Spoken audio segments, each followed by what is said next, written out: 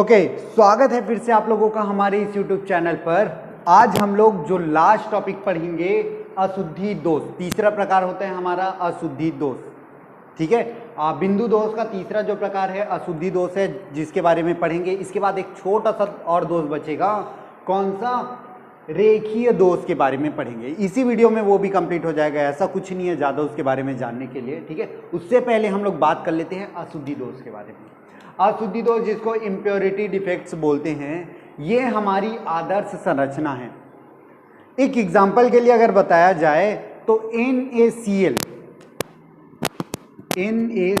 में SrCl2 से जब रिएक्शन कराते हैं एक दूसरे से, तो सोडियम आयन के जगह, सोडियम आयन अपनी जगह को छोड़कर चला जाता है और उसके स्थान पर Sr आ जाता है, स्ट्रोंशियम आ जाता है।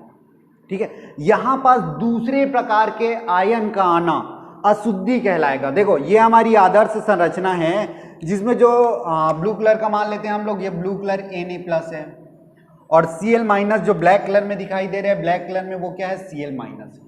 तो यहां पास अगर चेक करेंगे तो दोनों धनात्मक आयन हमारे पास है टोटल 21, और ऋणात्मक आयन भी है टोटल हमारे पास 21।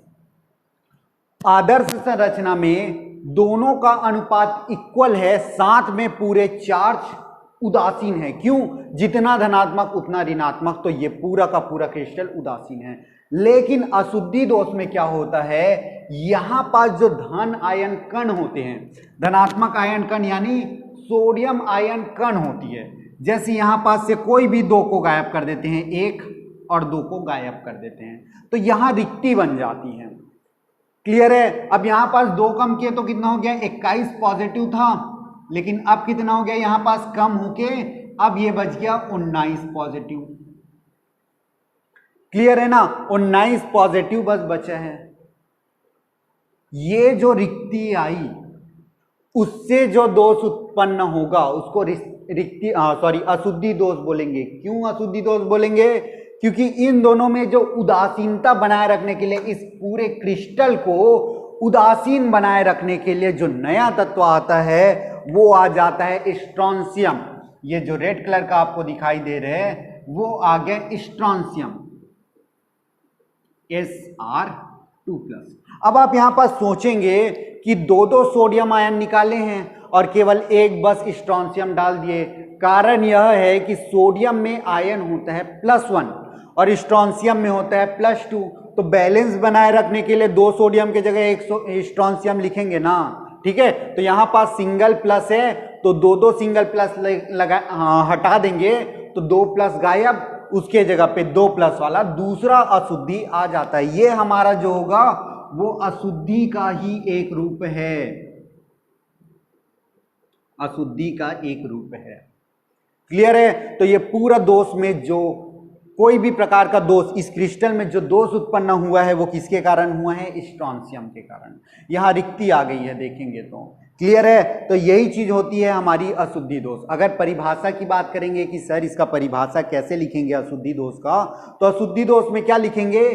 किसी आदर्श व्यवस्था या नियमित ज्यामिति में धनात्मक आयन अपने स्थान को या कोई भी आयन अपने स्थान को छोड़कर चला जाता है, जिससे सेम चार्ज वाला कोई दूसरा अशुद्धि वाला कोई आयन वाला, सेम आयन वाला, यानी धनात्मक अगर जा रहा है तो उसके जगह धनात्मक ही आएगा, लेकिन सेम चीज ना आकर दूसरा चीज आएगा। सोडियम गया, सोडियम के जगह दूसरा क्या आ गया? स्ट्रोंशियम आ गया। तो ये चीज होती है, अशुद्धि आ जाती है। तो यही बोलेंगे आदर्श व्यवस्था में कोई भी कण के स्थान पे कोई दूसरा तत्व अशुद्धि के रूप में प्रवेश करता है, जिससे पूरा का पूरा क्रिस्टल प्रभावित हो जाता है और दोष उत्पन्न होता है, उसे अशुद्धि दोष कहते हैं। यही हमारा होगा अशुद्धि दोष। और इसके बाद एक टॉपिक पढ़ेंगे अर्धचालक के बारे में। वहां पास N टाइप अर्धचालक, P टाइप अर्धचालक पढ़ेंगे। N टाइप सेमीकंडक्टर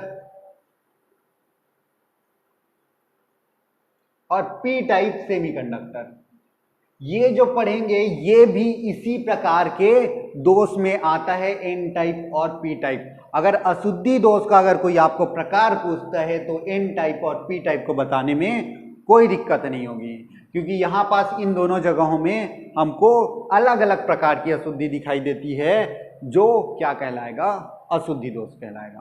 क्लियर है? तो यहाँ पास हम लोग अशुद्धि दोष को कंप्लीट करते हैं। इसके बाद हम लोग पढ़ेंगे एक और छोटा सा, कौन सा टॉपिक है वो, रेखीय दोष, ठीक है, जिसको पंक्ति दोष भी बोलते हैं। तो पंक्ति दोष के बारे में यही पास देख लेते हैं। एक लास्ट छोटा सा टॉपिक है पंक्ति दोष।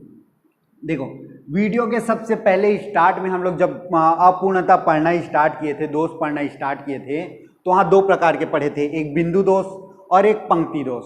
बिंदु दोष के बारे में ये पूरा यहाँ तक कंप्लीट होता है। और अब आती है पंक्ति दोष। बिंदु दोष में क्या होता था, कोई भी बिंदु अपने स्थान में किसी भी प्रकार का विचलन प्रदर्शित करता है, किसी भी प्रकार की दोष उत्पन्न करती है बिंदु के द्वारा, उसको बोलते हैं बिंदु दोष। अब यहाँ पर जो दूसरा आ गया पंक्ति दोष, जिसको रेखीय दोष बोलते हैं, ठीक है, जिसको लाइन डिफेक्ट्स बोलते हैं, लाइन डिफेक्ट्स। अब इसमें क्या होगा, देखो आदर्श व्यवस्था में से इसी में समझ लेते हैं। ये तो आपको समझ आ गया अशुद्धि दोष, क्लियर है। अब यहां पास इस स्ट्रक्चर में देखिए, ये अशुद्धि दोष हटा दिए। अब यहां पास आ जाता है क्या,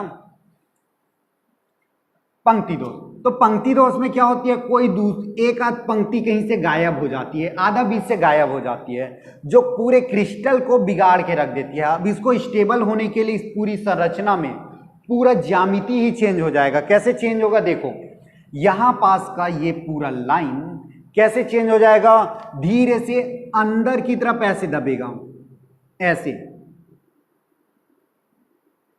और इधर से थोड़ा इधर की ओर दबेगा, ऐसे,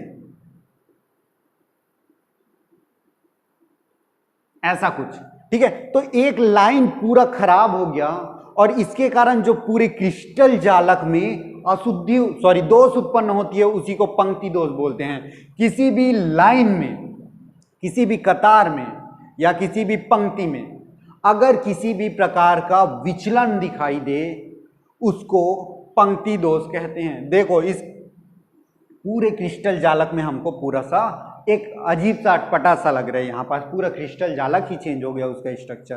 क्यों? क्योंकि एक लाइन विचलित हो गया, इसी कारण बोलते हैं इसको क्या, पंक्ति दोष। तो यहाँ पास हमारी अपूर्णता खत्म होती है। इसके बाद हम लोग नेक्स्ट में करेंगे, इसके बाद चुंबकीय गुण है, विद्युतीय गुण है, वहाँ उसको देखते हैं नेक्स्ट वीडियो में। क्लियर है? चलो आज के लिए बस इतना ही।